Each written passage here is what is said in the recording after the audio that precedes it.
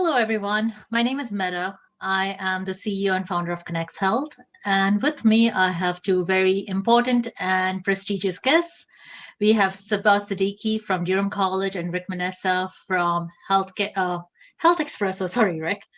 Saba, can I get you to go ahead and introduce yourself first? Sure. Thank you, Medha. Hello, everyone. I am Saba. I work as a principal investigator at AI Hub Durham College, and I have been working there for a while now, almost 2.5 years. I, along with my team at Durham College, help SMEs to implement AI solutions to grow their business. We have been working with healthcare sector, real estate, security and customer service. And yeah, that's pretty much it. Rick, off to you. Sure. So my name is Rick Menassa, and I'm the founder of CEO of two organizations, iCare Home Health, which is a home and community care platform, which in turn inspired the digitization of healthcare, or getting to the foray of medtech. And we launched Health Espresso. That basically is destined to kind of fill the gaps between allied health professionals and patient and hospitals and primary physicians. Thank you so much. And it's a pleasure chatting with both of you today. So a little bit more about me. As I said, I'm the CEO and founder of ConnexHealth, and just like Rick, I work within the healthcare space, and our mandate is connecting healthcare users with healthcare providers using technology that is very professionally developed by our team at Durham College. And I must say, put a shout out to Saba because she has been working on my project for a while. So thank you so much, Saba. Um, so as you all know, natural language processing, or NLP for short, is a science and technique of converting human language into actionable commands and insights for machines.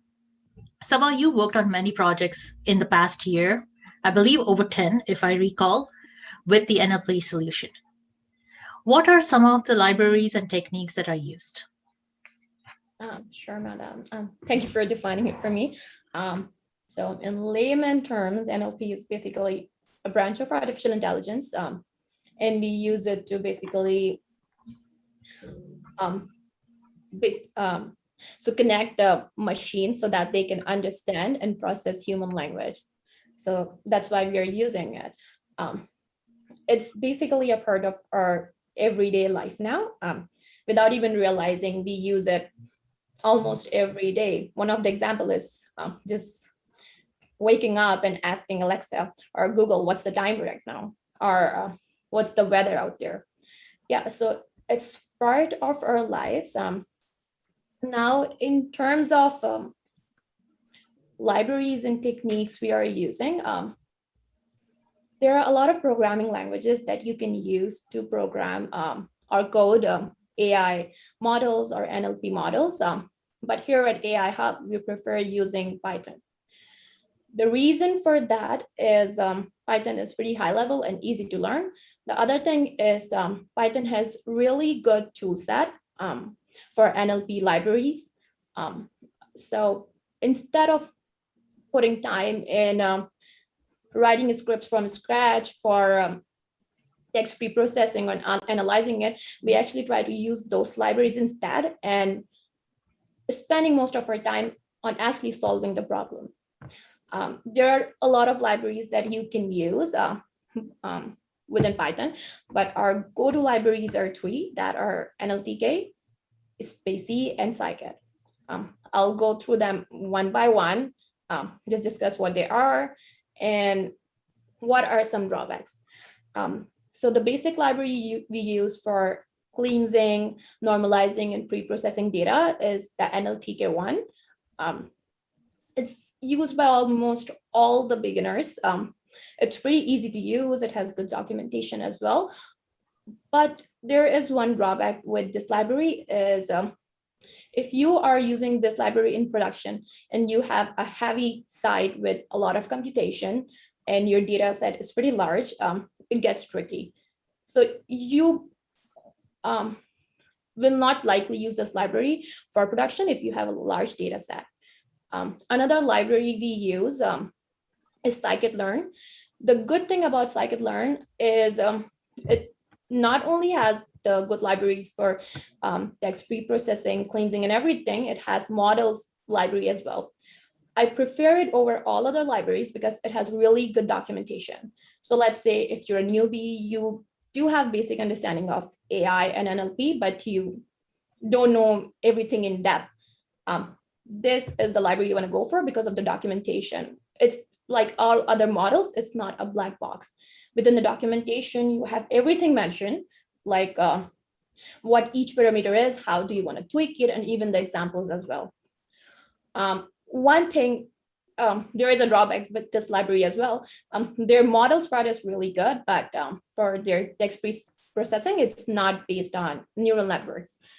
So if you do have complex data, you don't want to use it for pre-processing. You can use some other libraries for it, but you can always come back to it for models. And the third one we have been using for a while is Spacey.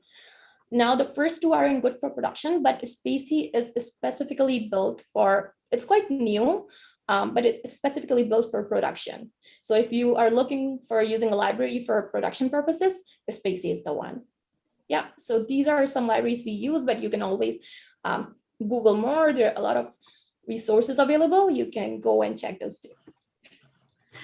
Thank you, Saba. Appreciate that. If I can leave you in the hot seat for a few more minutes, I actually have a couple of more questions for you. How do you determine an NLP solution is the right solution or right way to go forward? So basically, it depends what solution are you looking for. There are a lot of applications of NLP in the market, specifically talking about the businesses that are operating online.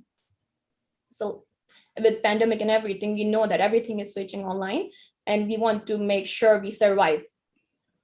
So one application that I think is the most important right now is monitoring the social media. So let's say you want to launch a product, you're not sure where do you want to launch it. You're not sure about your audience. You don't know what season you want to launch it in. And regarding this, now using the NLP, you can actually pre-process the data that's already available on the internet and see that, okay, this group uses this product, or you can check that, okay, this area doesn't have the product, I might want to launch it there. So that's one of the application. The other one that's related to it is target advertising. And that's pretty common nowadays.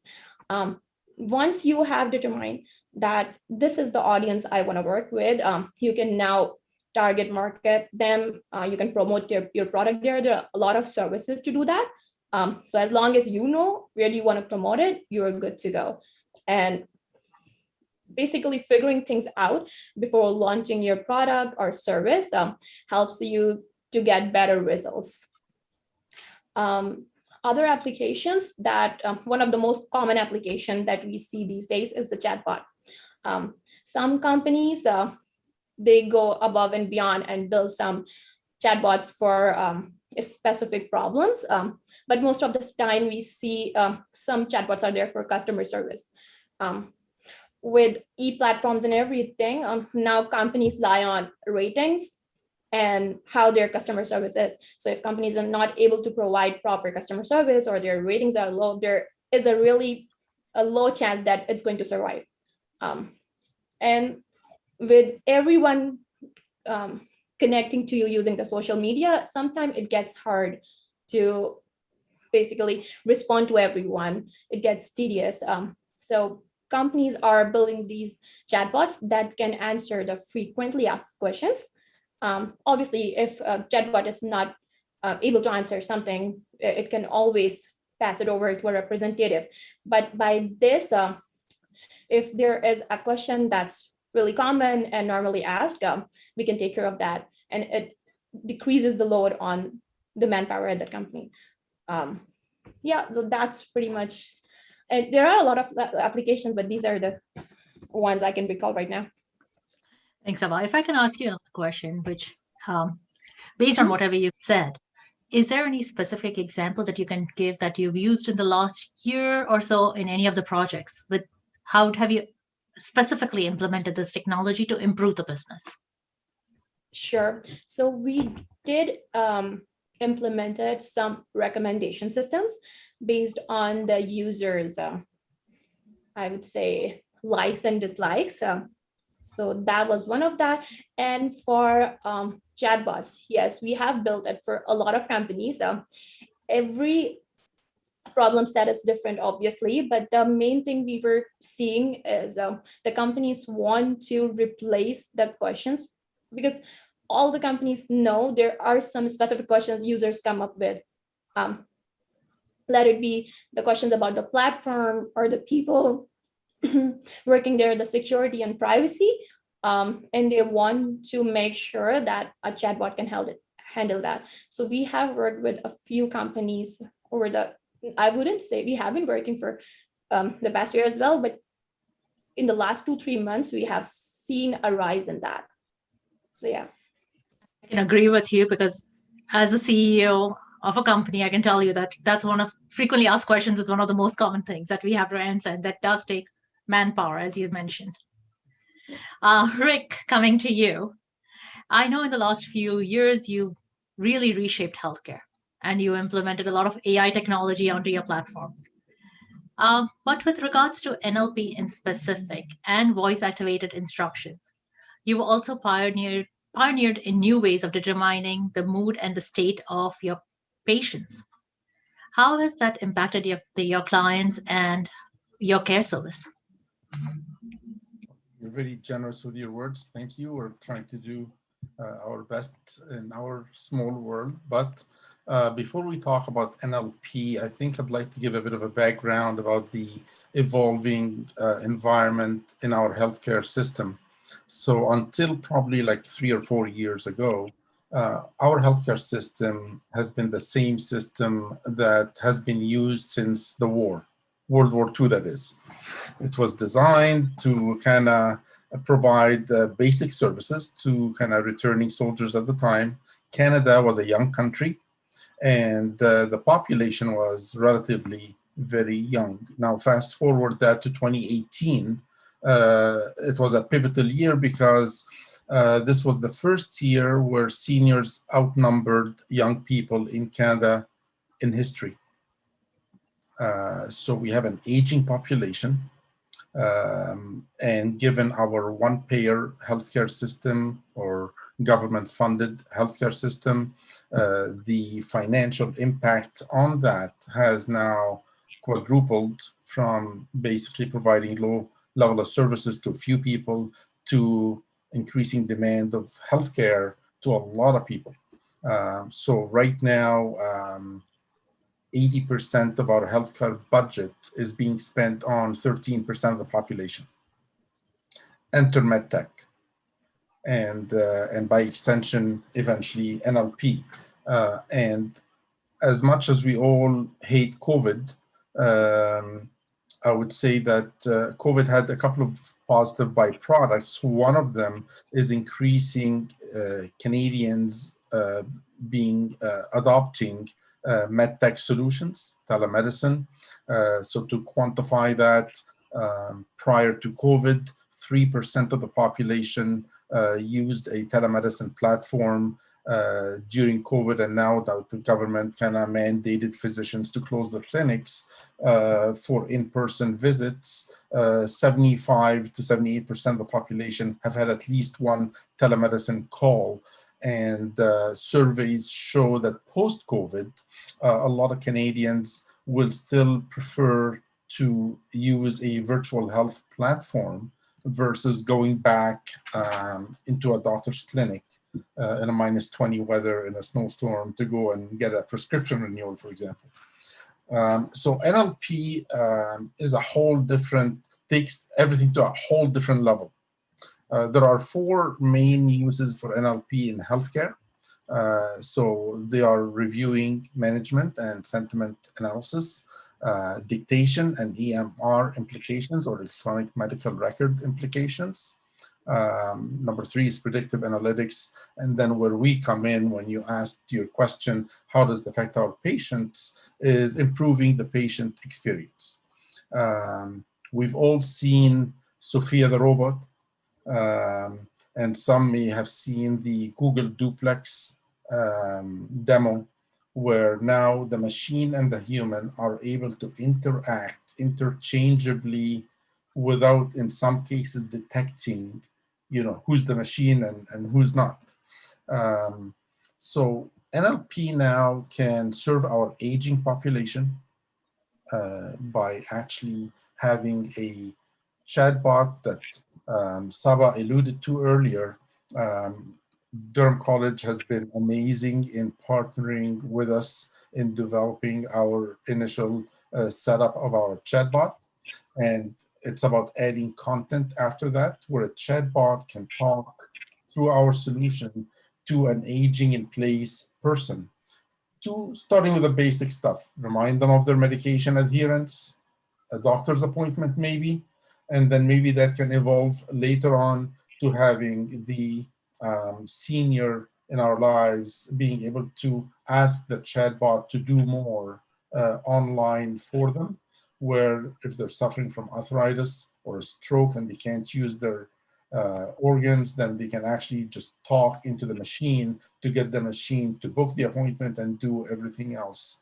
NLP technology specifically can identify gaps also in patient interaction by pulling keywords and phrases from the free text that would inform care decisions, and that would benchmark the patient experience across the physicians and locations.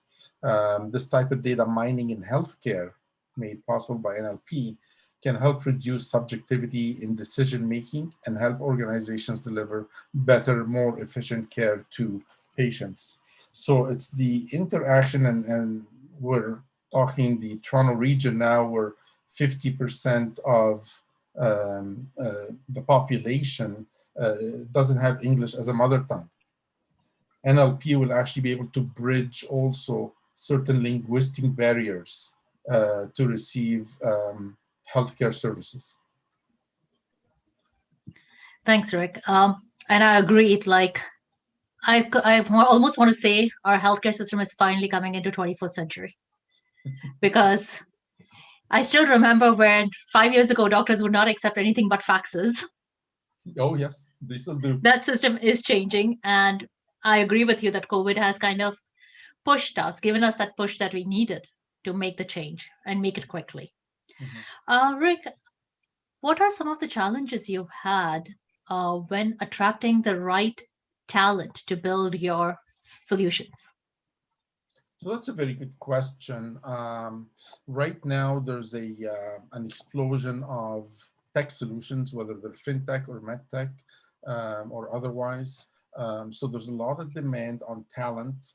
And we as a company are very determined to always start by hiring local. We don't like to outsource. And Durham College has been a great place to kind of mine talent. Now, I always say, you know what, students who attend Durham College or grads have all gone to the same class, listened to the same professor, and studied the same material. Now, what differentiates all the thousands of students? Now, what sets them apart is, people who have vision for themselves first, what they want to do with the technology they've learned, and how they want to impact their environment around them. Obviously, there's a lot of technologies. Before this session, we were talking about self-driving cars, and I can't wait for that. I know Durham College is really big on it with our friend Chris Gillis, and I keep saying, you know what, for all the seniors that lose licenses, now they can get into self-driving car. But the people working, the talent working on that technology, we look for people who look beyond the technology. They don't look at it from their point of view as a 20 or 30 some year old person, but who's going to be using the technology and what the impact of the technology on their lives. We look for people with passion, It's very important. I'm extremely passionate myself. We're in a very passionate environment where we're affecting the lives of thousands of people. So we definitely want somebody who is looking for a career, not a job. Somebody who wants to invest and go through the journey. We're started as a startup, so it took people who want to actually take a chance on the startup and at the same time reap the rewards of starting with the startup eventually. Um, we look for people with empathy because we're dealing with seniors, so you gotta want to have empathy in terms of directing what you're working on towards the potential end user. We like transparency. It's a very small world as big as it is now, and it's really important for us to have talent that's transparent. It just cuts the chase really fast and makes the work environment a lot easier to function within. We want people who share our values of success. Not everything is financially driven. Making a difference is a big thing in our kind of company culture at the background, and we want people who want to make a difference. Team players, of course, is a must. We work together as a team to deliver a product. And finally, we're looking for a talent that also is interested in creating a better world around them. So. No, and you raised some very good points. And this reminds me of a conversation. There was a panel that Ali and I were on a while ago with employment, and it reminds me of that, where the technology you learn is one aspect. Mhm. How do you implement the technology is second. But the most important is how you communicate. Correct. Because at the end of the day, if you can't communicate effectively, none of the other things matter. That's very true. It's very true. And communication, whatever you said about empathy, team player, all that comes under communication. Mhm. And at this point, I'm just going to take a minute because there is a question for Saba. And Saba, the question is, can NLP be used on genome data? Are there applications of NLP to predict new variants? There can be. It actually depends how you are getting the data, right? If the data has text content in it or is already being pre-processed and is in numeric form, then you might want to use different approaches. But if the data you have with you is basically in text format, you can use NLP for that. Yeah. Thanks, Saba. So how do you, my question for you would be then, there is the data, but how do you know that the data that you're using the NLP for is that relevant data? How do you figure that out? Or is it synthesized data, or is it pure data, or how do you know whether the data source that you're getting is the correct data set? So it basically depends on the format of data, I would say. There are various things you can do. So there are these techniques where you can transform the data and see what are the results you're getting, right? Like sometimes you can change the format of the data. One example is you are getting dates.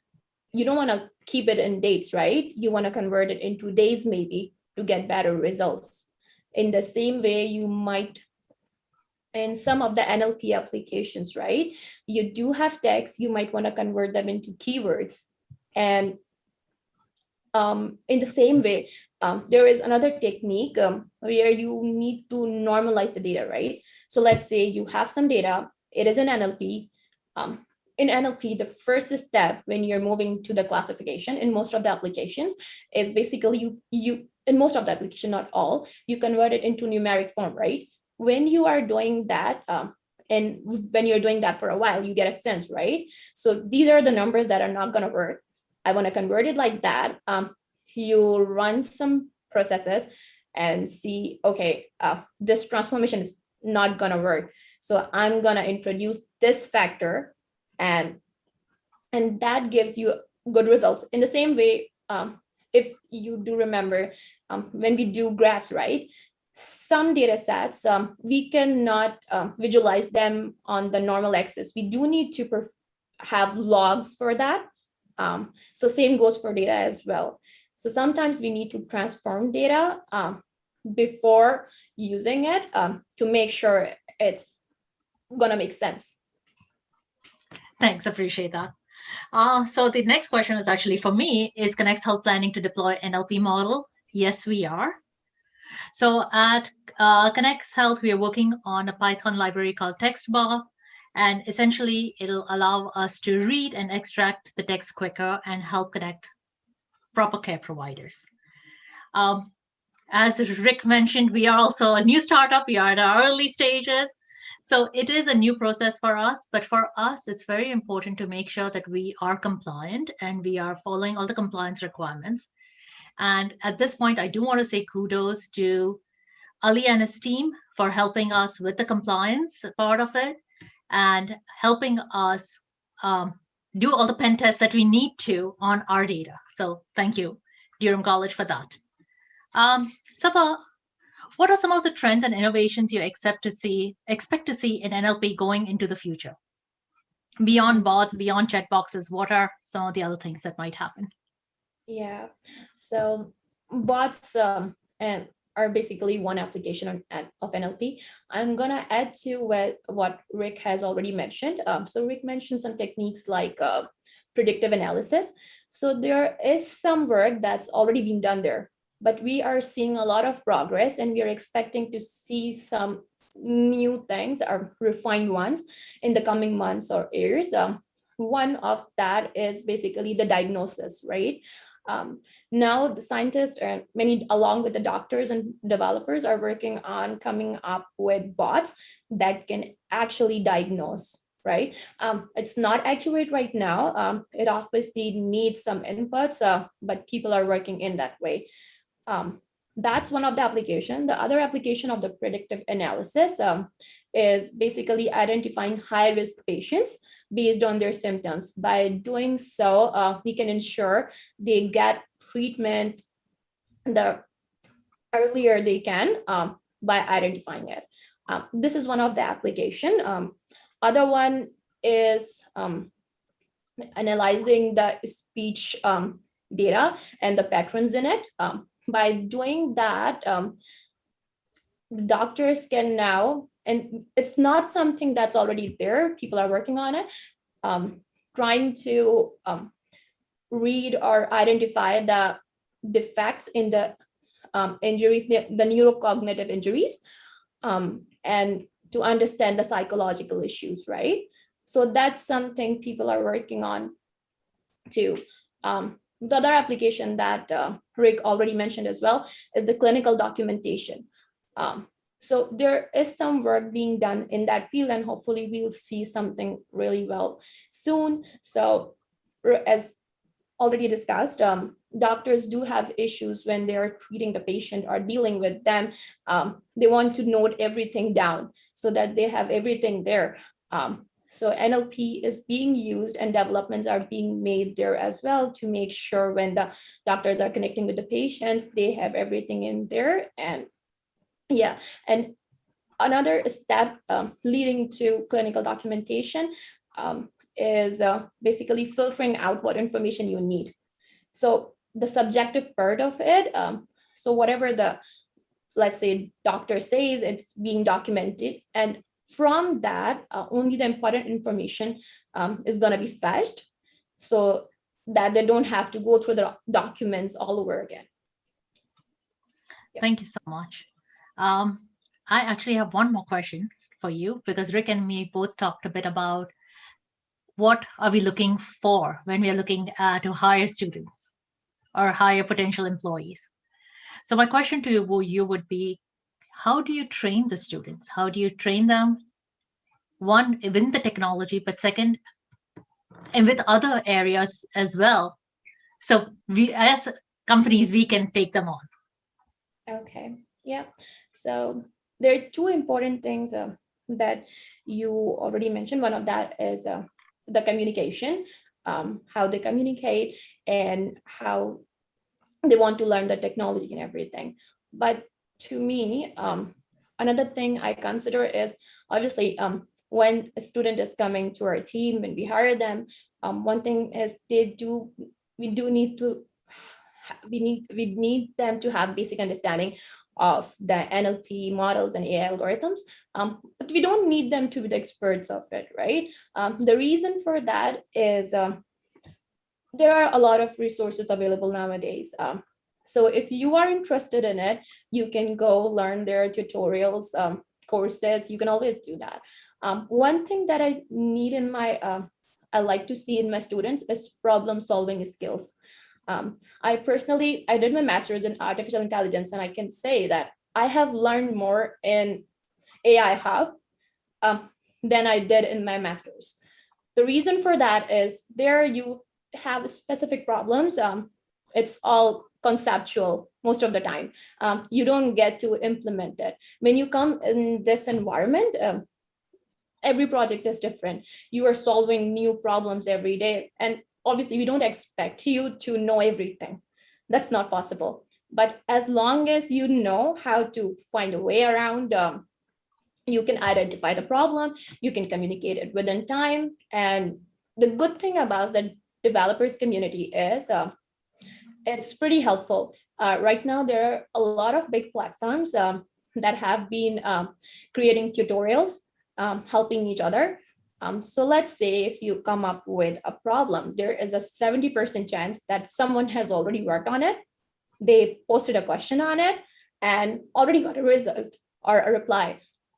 So even if you don't get that, you can get on the internet, get that write down the question, and there is a chance, like I would say, a good chance that you'll get the reply within a day. So as long as your problem solving skills are good, I think you should be able to do better. Thanks, Saba. There is a question actually for Rick. Rick is an entrepreneur. Did you find it necessary to have healthcare background to bring AI into the space? And the second part of the question is, do you have doctors on your team supporting this? Good questions. So my background, by the way, is business development and business transformation. So I do not come from a healthcare background. However, I have gone through a lot of training to marry the two, the business transformation piece and the healthcare piece. AI in healthcare is definitely going to be a game changer. It's already a game changer. We have today 67,000 patients on our platform as a sample test. And we're going outside of the NLP conversation now into AI as a broader technology. So as we mentioned before, we've kind of now launched our chatbot. There's going to be a lot of content to be infused in it. The beauty of AI is being able to customize the solutions that are being provided or the answers provided and segment that depending on the health provider needs. So if we're working with Mississauga, Ontario Health team, for example, or versus Lakeridge Ontario Health team in Oshawa, these are completely, even though it's all in the GTA, they're two different demographics. Very different, and the needs of each demographic is very different. The ability to customize the AI is amazing. Where you asked if the doctors had any initial resistance. Doctors are actually embracing what we're doing. I'll give you 2 or 3 examples. Right now, we're going to be infusing an AI supported solution that by using a smartphone, a caregiver at home can take an image of a foot, and then we can detect foot ulcers for diabetics. As some might know, diabetes and foot ulcers are a bad mix, and they can be fatal. So the ability for us to simplify the technology using AI for a caregiver that is not technically savvy, All what we want is, hey, you just take the picture and AI will do the rest in the background. And then, like Saba mentioned, it will probably give the analytics and the basically the outcome of what that is, and then of course possibly recommend next steps. We're building also a measured outcomes area that will basically take our AI input, depending whether it's an image or a voice entered input, and then give us a diagnosis of that person from their image or their voice. Another example of images is skin melanoma. There are apps out there today, technology out there today, that by taking an image or a picture of skin, you're able to, and I hate to say it, probably have a better result than a physician, than a human physician. According to IBM machine learning, they are able to provide 92% accuracy diagnosis versus a physician's 78% accuracy. Don't quote me on that. That's, I think, IBM's numbers. But for a physician, and given the new environment we talked about earlier, where now virtual care is going to be prevalent, we're now going to be able to reach communities that are 2 to 3 hours from the nearest clinic by shipping them a tablet and maybe a device to capture their data, and then have them connect with a physician online to provide that care continuum ongoing basis without that person coming to the clinic for 2 to 3 hours for that visit. And a strong demographic that comes to mind is our own indigenous population that is really in need of an uptick in healthcare services. So to answer your questions in summary, physicians are actually embracing the technology for a lot of different reasons. It helps them provide better patient experience. It helps them reach patients that are outliers, further away, and possibly helps them with the diagnosis also for more accurate diagnosis. Thanks, Rick. And I could not agree more with you, because we do have a lot of communities that could benefit from remote virtual care. Mm-hmm. And also, it can help cut down a lot of wait times. Correct. Because there is a lot of wastage of time there. There's a question for actually Rick, you and I. I'll let you take this first. And the question is, should AI only be used as a second opinion for diagnosis? Good question. So as we just mentioned, AI can actually be a first opinion with a physician seconding the AI in the sense of, let the machine do its diagnosis, and then we can have a human that we kind of quickly look at it to make sure that the machine was correct. So it's, we have a phrase that we're starting to adopt at our company now, which is, what is the source of truth? Which one should we base the final result on? What is the source of truth? And based on different organizations, the source of truth will vary. And I agree with you on that one, but I agree to disagree on that one as well. The reason why I do it, now my background is healthcare. I'm a nurse by profession. So the reason I agree to disagree is the data that we feed into AI is more important. As you said, it's where is the truth? Is the data fed into AI the correct data? Then yes, that could be used as your first line of diagnosis per se. Yeah. But if the data fed in is not appropriate, then obviously your answers are going to be very skewed. Yeah. Your diagnosis is going to be very skewed. In nursing, we have there are a lot of nursing journals that we use online now. And there are some which you put in symptoms and it'll show you everything from stomach virus to cancer. So again, what are we feeding the system is Correct. Where it comes down to. Yeah, I agree to that. One more thing, just adding to it. That's a good point you mentioned there. What are we feeding to it? So the AI algorithm, it's only going to work for the symptoms that are already fed there. If it's something new, that then it's not gonna work. So there is a long path before we go there. And you know what? This brings me to my next thing that I really want to talk about, which is privacy and security and compliance. Because now we are taking all this personal information and putting it on the web.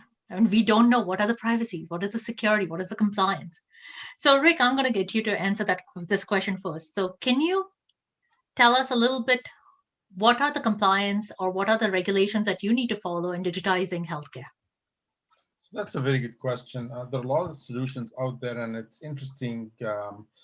Recently, by that I mean like 6 months ago, I realized that a lot of solutions don't really comply to any privacy or security. There's a false sense of security, for pun intended, that if they're hosted on a specific major platform without names mentioned, then they're secure. And that is not correct. So in our environment, we actually hired a firm that provided a security assessment for the government of Ontario. And we had to change some of our data architecture to ensure that we fill the uncovered gaps. This cost a lot of money and a lot of work, but we come out at the other end, thinking and understanding that now when we sit with a hospital or we sit with another health provider and we are looking to integrate, their first question is, what's your security like? And when we mention the name of the firm and the assessments that we have gone through, the TRA and PIA assessments that we've gone through, then the conversation ends very quickly. Matter is settled. And I know prior to that, a lot of organizations were hesitant to work with us, thinking that, you know what, we could be the weak link in providing a backdoor hack into the extended integrated solution. So privacy and security, I think we need to regulate that. If somebody's going to be in medtech and if somebody's going to be handling patient records, there's got to be some standards that are in place, whether provincial or federal or both.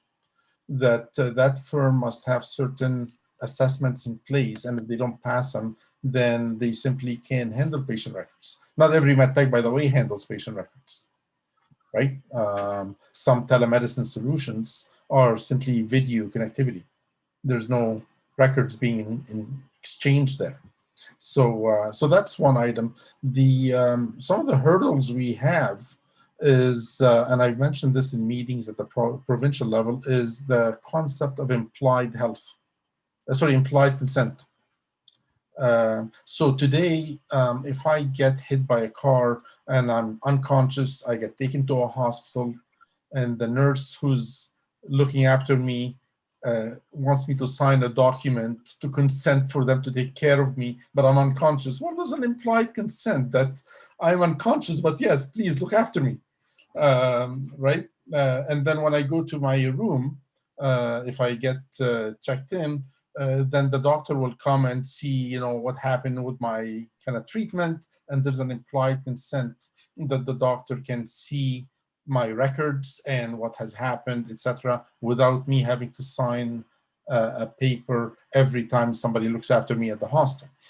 So this is the paper system. There's an implied consent in the paper system. We need to now bring that implied consent to the digital health world, where if Medha ConnexHealth company has received a consent from as the first point of contact with the patient, and then now they're collaborating with Health Espresso or iCare Home Health for a second level of care, then that consent, initial consent, should imply that the next organization can also attend to that patient. So I know that it's being discussed at provincial level, but I haven't seen it come into play yet. But I think these are the two hurdles: security and privacy assessments need to be in place, and we need to regulate that. And number two is the implied consent in the digital world. Well, we are almost out of time. So Saba, one last question for you, and I'll give you about 30 seconds to respond to this, is how do you see, are a lot of companies asking you questions about the privacies now?